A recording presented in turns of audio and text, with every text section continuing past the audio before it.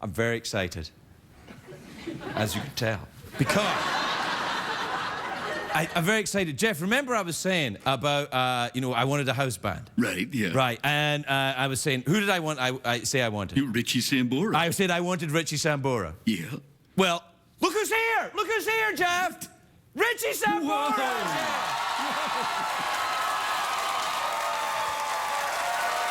What's up? How are you, my friend? Yeah, so anyway. Right. You know, I heard you've been talking about me on the show. I was talking about you a little bit. I thought it'd be great if you could be the house band on the show, but not necessarily play the guitar, just you naked playing a tiny little harp. You know what? I really love you. I really love your show and everything. I'm not going to be naked playing a harp, but I'll tell you what, if you want me to be in a house band, you know, as long as you let me play a couple of my songs, I'll be good with that. I don't speak rock and roll. As long as you let me play a couple of my songs, Yes, you know? of course. Well, ask the people. Maybe they would like it. I don't know, let's take a straw poll. Should Richie and his band be the house band on this show? Jeff. Well, let's go over. Come on over. Richie, I'd like you to meet my... This is Jeff Peterson and Richie Sambora. Yeah. I heard you were Team Richie anyway. Oh, hell yeah. Is that true? I'm Team Richie. That's what I thought. Yeah, no, he's Team Richie, definitely. See, I love that. I'm Team Jeff, too. Yeah, I don't understand a word he's saying, but I think it's going to be great. When is this going to happen? When is this going to happen? I don't know. You tell me. I don't know. You tell me. December 3rd. December 3rd? Starts on December 3rd? For how long? A week? You do it for a week? I'll do it for a week. Yeah, all right. You good with that? Yeah. We'll do something that's never been done before. It'll be great. It'll be like a late night show with a band. Oh, but you know what? You got to jam. Sure. You got to jam, don't you think? Yeah. Absolutely. Great time, man. More money for me? I'll do it. All right, Richie, Tootsie Fruits. Okay.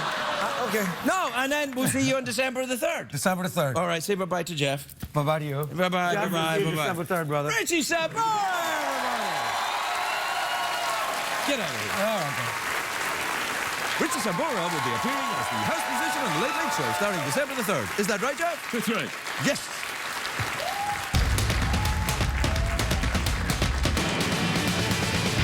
It's hard to stay up, it's been a long, long day, and you've got the Sandman at the door. But hang on, leave the TV on, and let's do it anyway. It's okay, you can always sleep through work tomorrow, okay? Hey, hey, tomorrow's just your future yesterday.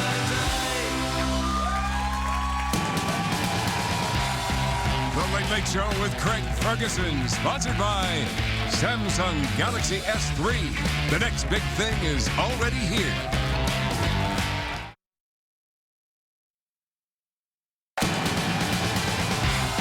Ladies and gentlemen, Craig Ferguson.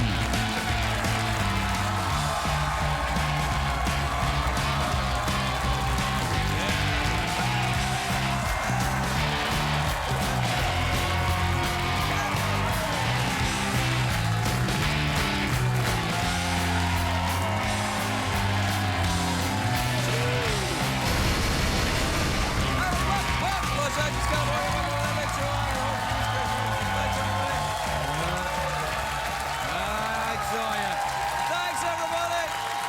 Thank you. That's enough. Great. Thank you. Quietly now. Quiet. Wow. Jeff, what a crowd. Oh, they're great. Yeah. What a crowd. Secretariat. Hey, it's a great day for America, everybody. Yes, indeed. Yes.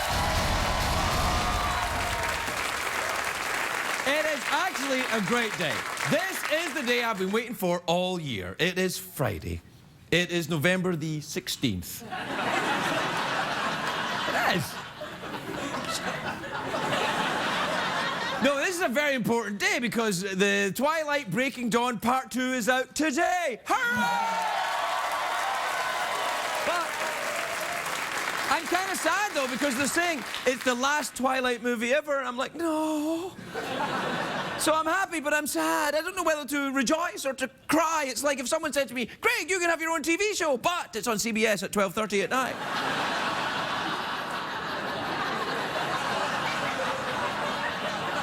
Stephanie Meyer wrote the Twilight books. The final book was split into 2 movies. Now, sometimes a studio will do this just to make money, but with Twilight, it was different. It was because there was too much source material for one film. Oh, man. I'm kidding, it was for the money. So far the Twilight movies have made $2.5 quadrillion. $2.5 billion. That's almost as much money as Mitt Romney spent losing the election. It's a lot of money. But the new movie will make a ton of money too. I don't believe for 1 second it's the last one. It's not, because this is what will happen. The Twihards are a lot of the Twihards teenage girls. And about 10 years from now, some of these teenage girls are going to be running movie studios in Hollywood. And they'll be like, I think we should bring back the Twilight movies for a new generation. And if they don't do that, then maybe President Bieber will insist on it. Because for years, George Lucas said that there'd never be another Star Wars movie. Then what does he do? He sells Star Wars to Disney. Now we get more Star Wars movies. Maybe that's what Stephanie Meyer will do. She'll sell Twilight to Disney. And the next movie, Bella will have to choose between Edward and Goofy. You better not cheat on me, bitch. It's a joke. It's just a joke. You like that? Oh, boy. Oh, wow! You be a vampire, and I'll be a vampire too. I'm all sparkly.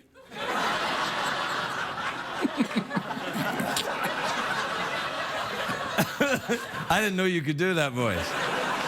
I just pulled that one out of my ass. Yeah, you did, yeah. It's pretty good. I don't know if I could do that voice. I'm willing to give it a try. Try it, man. You got one testicle. I think it'll work. All right. No, I can't do it. All right. Anyway, oh, my tooth is twingy a bit. I went to the dentist today. Oh, well, actually on Monday, but it's but it's still twingy. Every now and again when I go to say something, I'm like, oh, ow, ow. That's, ironically, that's the noise I make when you say something. What the hell? I thought you were on my side. Oh, boy. Anyway, what I'm saying about the Twilight movies is this. It's the same thing as with Harry Potter. J.K. Rowling swore she'd never write another one. Now she's saying, well, I think she should combine Harry Potter with one of the new, more popular book series. And so we could get, and this is my big dream, 50 Shades of Gryffindor. How about that? Yeah. This is, now, see, let me like this. 50 Shades of Gryffindor. Professor McGonagall tightened the leather straps.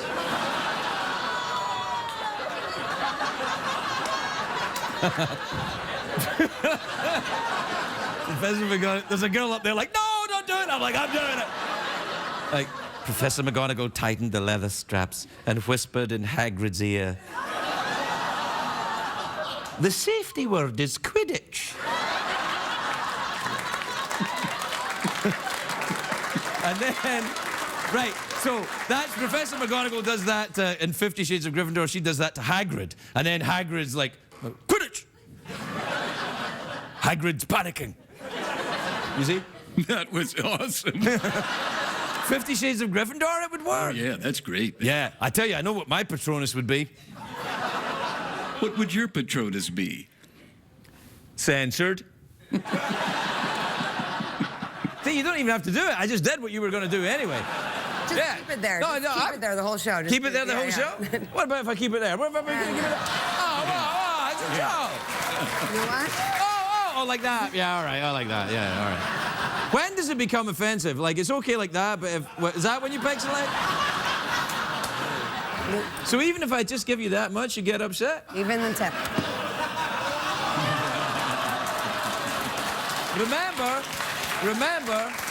Remember, the safety word is Quidditch. Jeff, what is the safety word? Quidditch. Oh, boy. What, this is Professor McGonagall and Mickey Mouse in 50 Shades of Gryffindor? I love that. We're going to get sued. No, we're not. CBS is. CBS cares. Not really. I'm talking about Twilight. Twilight. Anyway, I'm glad Kristen Stewart and Robert Pattinson are back together. I think that's great news. I'm sure they'll be together for a long time. Or at least until the publicity tour is over for the movie. Craig, are you implying that they're together as part of a cynical Hollywood agreement? No, I'm not implying that. I'm flat out saying it. There, I'm saying it. What? No! Oh, sorry. I'm flat out tutti frutti saying it.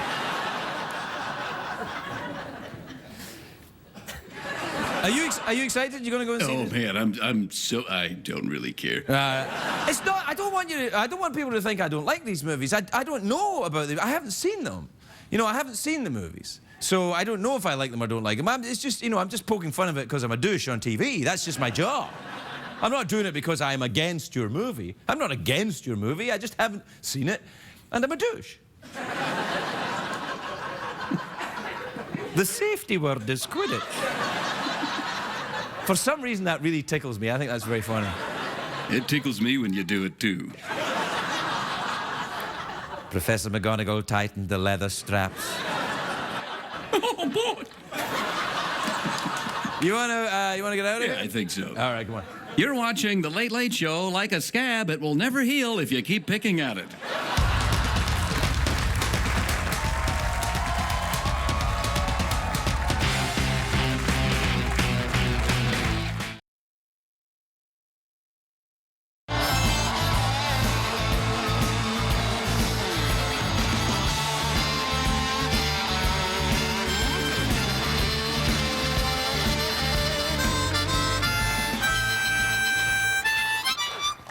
I'm practicing.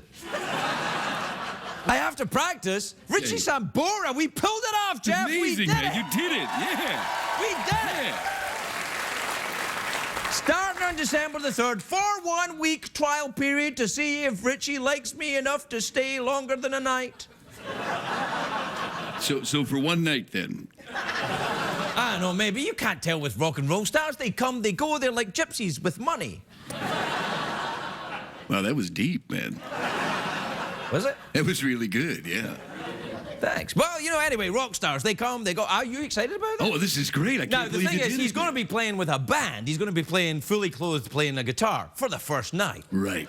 But I feel as he gets more relaxed and more comfortable in the surroundings, he will remove his clothes and play a tiny little harp. Oh, yeah. Hell, I was alive when this show first started, so yeah. That's how much you relax, You Jeff. got that right. You have relaxed all the way to the grave. Stick a plug in my ass, I'm good to go. You could say the same about a lot of people in show business, Jeff. I'm very excited. That was deep, man. What instrument should I play with Richie Sambora?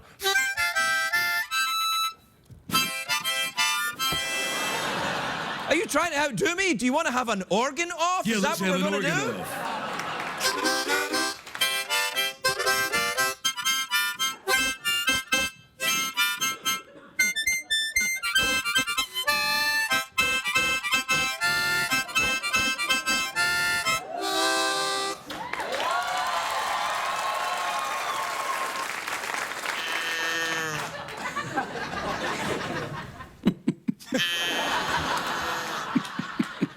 You're mooing and giggling. That's Yes, it. that's is it? right. All right. Well, anyway, I'm very impressed by the whole thing. I think it's one more step in the way of us reaching a level of mediocrity that's available on other channels.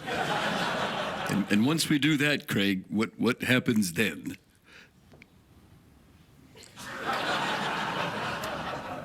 Then we'll start giving up, I guess. Secretariat says no. That should be a new thing.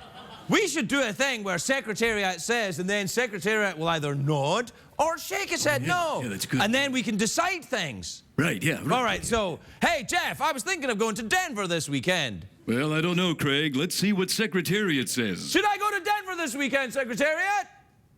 No! Secretariat Says no.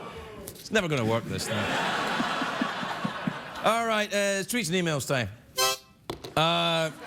That was the jingle. You want to do... What? Sorry. You really committed to this moo thing, Yeah, aren't you? it's been poorly timed twice. I'm going to give it up.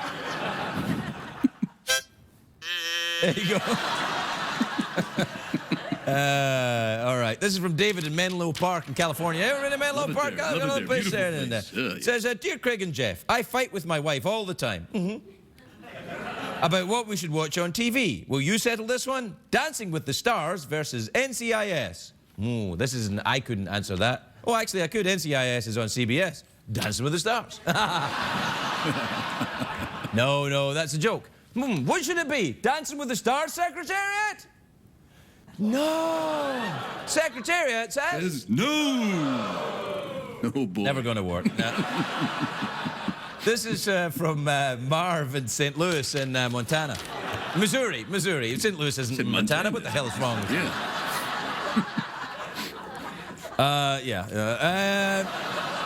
This is from Marion Hapog. Hapog. I think it's in upstate New York. That's how you write it. I think it's Hapog. Hapog. This is from Marion Hapog. You can tell when you're in Hapog because you get there and folks say, "Welcome to Hapog." Stick to the paths. Creepy music.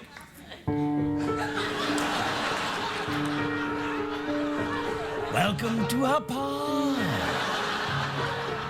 We hope you enjoy your brutal murder.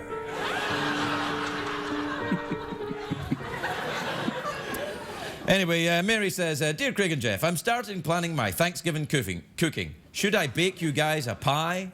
Yes. Is that a sex thing?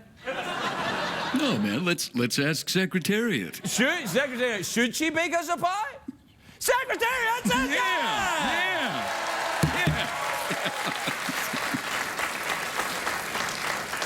That's very good. All right, this is from Sheila in Jamaica Plains in New York. Sheila says, Dear Craig and Jeff, who's your favorite Twilight character? Oh, for me, it's got to be Spindle. Who's your favorite, Jeff? Oh, I love Crackle. He's quite... Crackle and Spindle. Who's your favorite Secretariat? Flicky?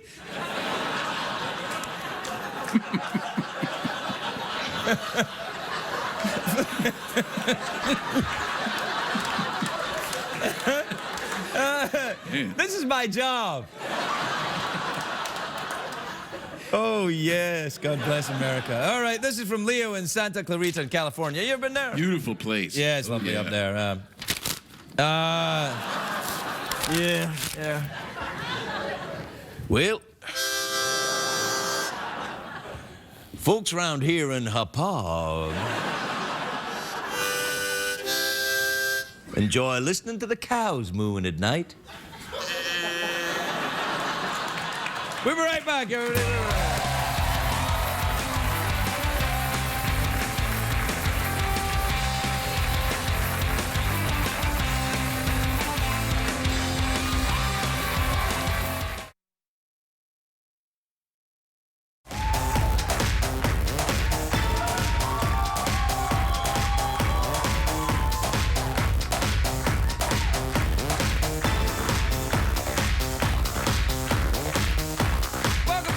Welcome back. My first guest tonight is a terrific actor. He's a terrific actor, Jeff. A terrific actor. Terrific actor. That's how you know when you can say words like terrific. Hapog. He is a terrific actor. He's in the new film Lincoln, which is in theaters now. Take a look at this. Please welcome James Spader, everybody. James Spader.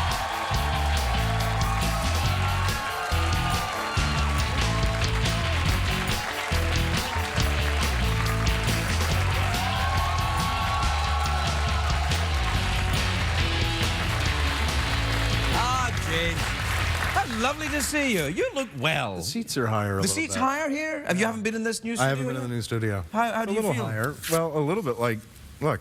Oh, really? Hold on. Let me see if I've got... I keep a thing here in case Tom Cruise is ever on. Hold on.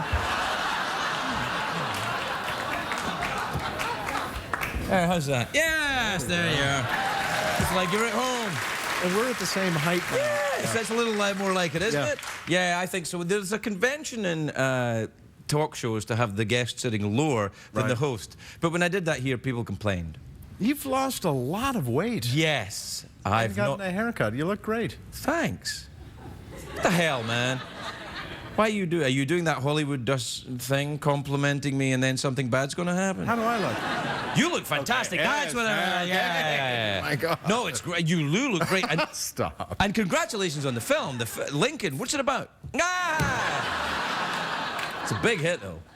Well, it's a little early to tell. Well, it's a big doing hit. very, very well. Well, and also there's Oscar buzz, of course, for you.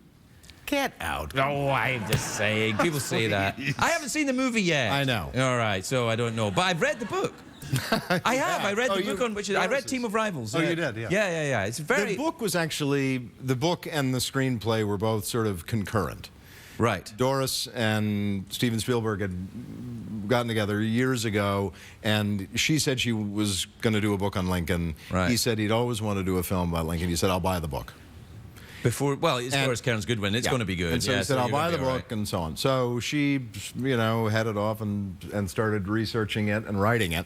And then he started the process as well of sort of developing the film and so on. And then Tony Kushner came in a few years later, the playwright and screenwriter. And they've been trying a couple of other people, and then Tony came in. First screenplay came in at 500 pages. That's a little long. Yeah. The normal length of a screenplay is And he basically said, I think he said to even, pick a month, because the film really only encompasses a few weeks near the end of Lincoln's life. Yeah. I mean, it's political. It's a sort of a political thriller, and it takes place in a few weeks in January 1865, and it's basically about the passage of the 13th Amendment. Right, which was the amendment which? Abolish slavery. Exactly. So Thank you. Now, here's the thing, though. Did you guys, when you were making the movie, when you saw Abraham Lincoln Vampire Hunter, that came out, you were like, oh no, they're doing our movie, and you had to take the vampires. Spielberg's like, I got to take the vampires out. That blew out our release date. We changed, revamped everything in terms of promotion and everything. Are you a history buff? Do you enjoy that kind of thing? I'm fascinated by that particular period in American history right now. I'm fascinated by. It's all had to be self-taught. I'm a high school dropout. Oh, me too. And absolutely. so it's all been since then. Right. To a certain degree. And also, this particularly fascinated me just because it was so particular and specific. It was just such a sort of finite period of time, and really focusing just on that piece of legislation. But that piece of legislation they've been fighting for almost 100 years. Yes. Really. I mean, they've been arguing about it for well, even before the construction of the Constitution, people were having this fight about the morality. And in other countries too. Well, yes, because the British stopped the slave trade very early on. They were much earlier. Right. Okay. And I don't know when it was, to be honest. You find out. You got a Google. And they. But they stopped it, and then there was I heard this, Doris Kearns Goodwin was going to be on the show, and then she wasn't. What happened?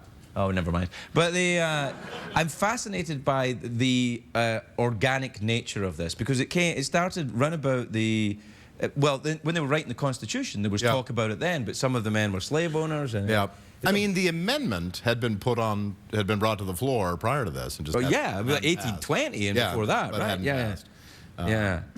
I must say, though, it really, I'm a small part in a very, very big movie. It's got over 140. And Spielberg, you say, he's the director. This character, Spielberg, there's a lot of talk about him. He might be able to. He's a comer. Yeah, they're saying he might be able to do it. Yeah, and it is really stunning. I mean, Daniel Day-Lewis is just He can act a bit. I've heard as well. He's one of those actors that Is he coming out tonight or? No, if he was and he decided to be here and was acting somebody else, you wouldn't even know. Right. He could be Jeff. If Daniel Day-Lewis was playing Jeff in a movie, he would plug something into the wall and live like that. He's a method actor, isn't he? Yeah, Secretariat. Yeah, that's also. That's two actors that are. Last time I was here, I watched poor Secretariat stand backstage and not be used the whole show. Just that happens, standing there in two parts.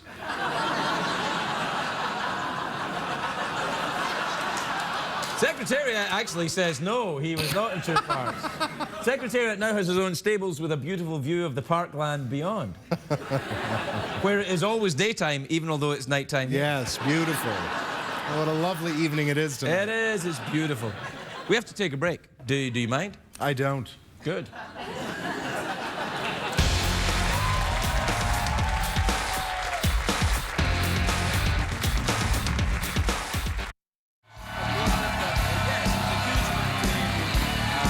What? It was a huge humanitarian movement because the conditions of the slave trade were so abhorrent. Right. And it was becoming known then. Welcome back, everybody. I was talking to this guy, and so we got the date on when the British abolished slavery, which was 1833. Is that right?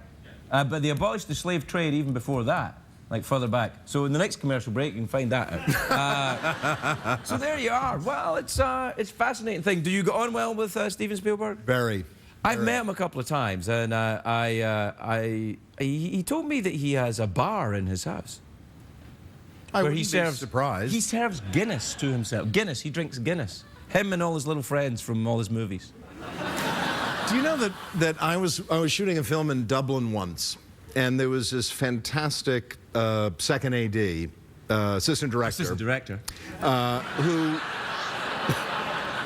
was working on the picture, and he said to me at one point, we talked a lot about Ireland. He was a historian. He loved history. He loved, I think his father may have been a professor or something. Anyway, and we talk about politics and sort of the state of things. And He was almost describing Ireland to me. yeah, and no, he said that he felt that probably the most significant single event in modern history in Ireland was the formation of the Guinness Beer Company.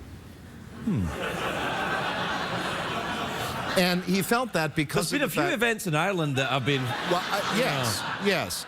But I'm talking about in modern history. Yeah, so am I. Yes. You notice how I dumped it off on someone else entirely. The smart way to do it. Right, I figured that was the way. It's when talking about the Irish situation, always best to say somebody else said that. Yes. Yeah. But he was speaking to the fact that it was a society split, great deal of strife, tremendous amount of Irish guilt, the heavy hand of the Catholic Church. And he felt, or not, depending on your point of view. Yes. He felt that the Guinness brewery gave a country a way to sedate itself. I found it to be absolutely right, actually, while I was there. I have to say, when I was drinking Guinness, for me, was a splendid idea most nights. Yeah. You might have agreed with them at that time. I would have, yeah. But then again, that was me. Yes. And, you know, I would drink anything. You're not much of a drinker, are you? Oh, really? What do you drink? A lot of wine. Almost anything, though. I find that rather refreshing to hear. Yeah, no, I mean, if I go to someone's house and they're making, you know, if there's a cocktail of the, you know, you show up for dinner or something like that and they're making a certain cocktail or something, I'll have at least one of those. And then I'll switch to switch to wine or something like that. But I like to drink. And I like to drink different things during, you know, Richard Thomas, who I did a play with in New York for about a year, I'm 53, and if you can imagine, he said something to me that I never, all of a sudden he said it, it made such sense. You know, people talk about not mixing different alcohols and so on. Yes. Well, he said that's just a bunch of hogwash. He said that's just, you don't, I mean, he says alcohol, the alcohol content is the alcohol content, and however it's dressed up doesn't matter. You know, I mean, generally, what would make you sick is the fact that if people who are mixing lots of different drinks generally are just drinking too damn much. Yeah. But he said to me, it doesn't really matter. And you know what? I have been living that way ever since, and I'm absolutely fine. Fair play to you. James Spader, everybody. We'll be right back.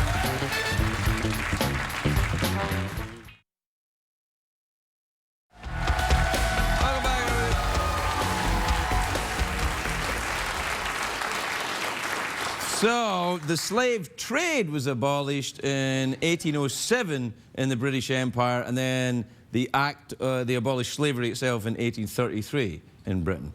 And then 2 years later, Doctor Who started. And Michael very graciously allowed me to borrow his no advertising smartphone, which he has from Macintosh. Here, you can have this. Take that, in case I have to Google anything during the next bit.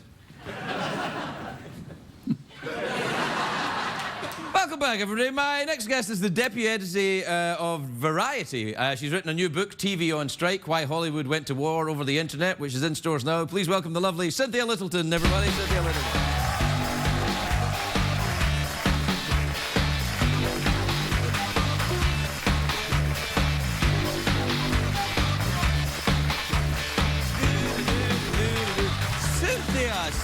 Cynthia. Lovely to see you. Are you all right there? Do you need the little chair thing? Or are you okay? It makes me feel kind of regal to have the little auto. Oh, you want that thing? All right, yeah, here. It's under here. There you are. We call it the Tom Cruise Memorial Buffet. There you go. All right. Look, right, TV on strike. When the last time you were on this show, it was the writer's strike, wasn't it? It was. It's kind of ironic. Yeah, now this is when, and you wrote a book about it. Were you writing that book when you were here? Am I in this book? You are. Awesome. Is there a picture? No. No pictures. No. I couldn't afford pictures. All I could afford was the... No, it's so it's the cover of why the writer's strike in Hollywood. It is, and your show and your boss's show is in there, and it was something that came to me about a month after the strike ended. The strike lasted 100 days. You almost think they planned it. 100 is such a nice, neat number, but it lasted 100 days. And I think the writers probably wanted to go to 105 pages, and the studio cut it to 100. Exactly. They figured 100 episodes is syndication. Right, so that was on their mind. And about a month afterwards, I realized that the strike was the story to talk about everything else that is going on in television. You might have noticed that there's been a little changes to the medium in the last, 5 years. Not around here. Nope. Well, you got new digs. Well, we got that. We got the robot skeleton and the horse. But, that's not new. That's been TV for a while. Are you talking about the digitization of the content? Exactly. Ah, yes. Exactly. What does that mean? Does it just mean that you watch TV in any way you want? Isn't that it? Yes, it pretty much does. But you can watch most TV. There's still a lot of TV, including your show is kind of hard to get. On many other... I know. So tell me about what happened during the strike then. Who won? The writers or the evil Hollywood demons? I think it's very simple. I'm not biased in any way. No. It's really, really simplistic to say who won, who lost. I know you have seen, a number of labor actions in your time in Scotland when you were growing up. I read about it in your own memoirs. the strikes that were going on in when I was growing up in Britain, though, it was like a general strike, the miners' strike, the power workers' strike, when TV workers go on strike. These were not Coleman, right. Yeah. I think, apart from the writers and their families and the business and the decimation that causes, but. Right. I think when I put it all down, I realized that everybody kind of lost money, everybody lost opportunity. Yeah. We'll say that, ratings took a hit. Sure. But what really, I can do that without a strike.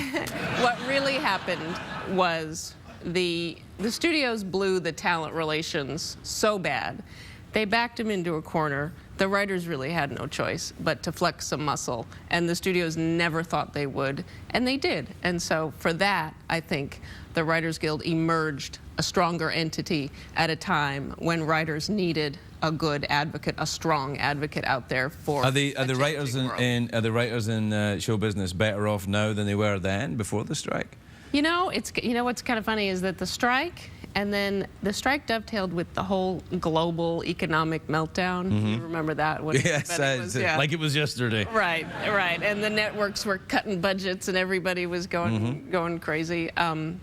So that kind of dovetailed. So that was like the 1-2 punch from hell for creative industries, just like pretty much every other industry. So are they better off? Yes, because were there probably not a strike, they wouldn't be getting a penny for every time an episode airs on Hulu or Netflix or any number of new platforms. Are they better off? Are they making as much money as they did before the strike? No, but then nobody is. Right. So it's an interesting marketplace. Fascinating business. Are you a big fan of television yourself? What do you watch? I am. I watch Homeland. Oh, I Completely know. addicted to Can you Homeland. believe what happened recently?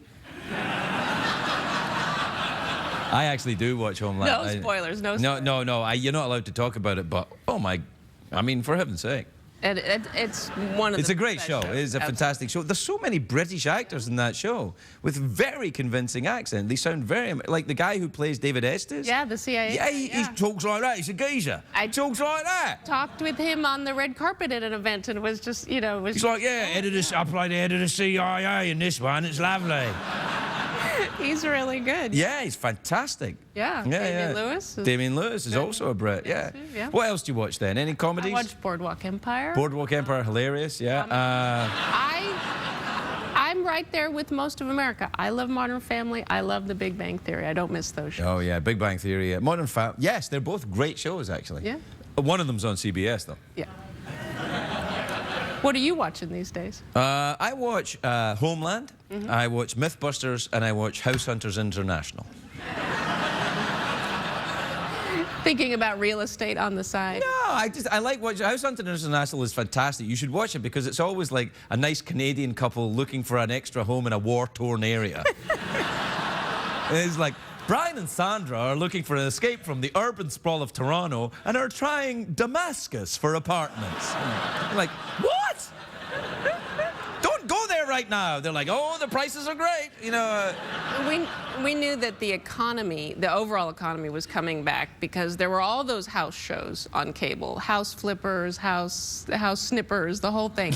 and then when the housing crisis went away, they all went away. Like inside of 6 weeks, they all went away, and then they started creeping back. That's how that was the that was the barometer. Yeah, absolutely. That's good. Well, this will be a fascinating read. I remember it with such mixed feelings. This strike. It was a hard time here. It was, yeah. Yeah, I mean, we rely very heavily on the writers in this show. Yeah. No, but you know, I mean, the whole business. I mean, I'm a writer. I'm a member of the WGA. Right, It was a very awkward time. That was a big point. Yes. Why it was all very convoluted. It was like show against show. It was really hard. I was mean, a they gave moment. us a deal. I mean, Dave and I got a deal to do our shows as long as we didn't use the writers. And I know that Dave paid his writers at least some of the time out of his own pocket as a strike relief. And I did that with the writers here out of my own pocket with the writers too. But it was still, I mean, guys lost their houses, I remember. It was a big period of sacrifice. That's why I kind of felt that it deserved to be documented. Yeah. It was a moment for this industry, and it was sort of the 21st century strike. It was fought with email and blogs, and it was really interesting. Yeah, It was well. an interesting period. All right, well, let's not do it again for a while. Yeah, then. I think- Yeah, all right. Cynthia Littleton, everybody. We'll be right back.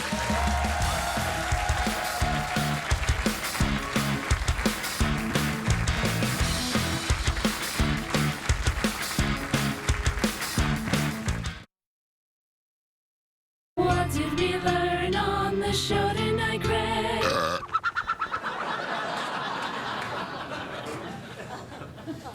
I'm just thinking that, you know, we learned that Richie Sambora is going to be here as the house band on the third. Oh, yeah, man. Well, I'm thinking we should probably rock and roll it a little bit. We should be a little more rock and roll. I'm thinking of getting an earring. Oh, yeah? Yeah. Not in my ear, though. Oh, yeah. What about you? How are you going to get more rock and rolly? Oh, I'm thinking about getting a penis. For myself, my own, for myself.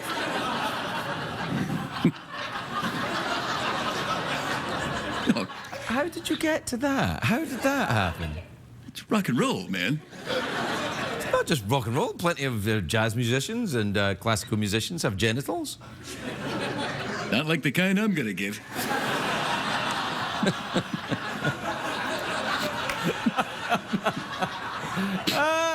You mad, skinny, dead fool. Say goodnight. Good night. Good night, everyone.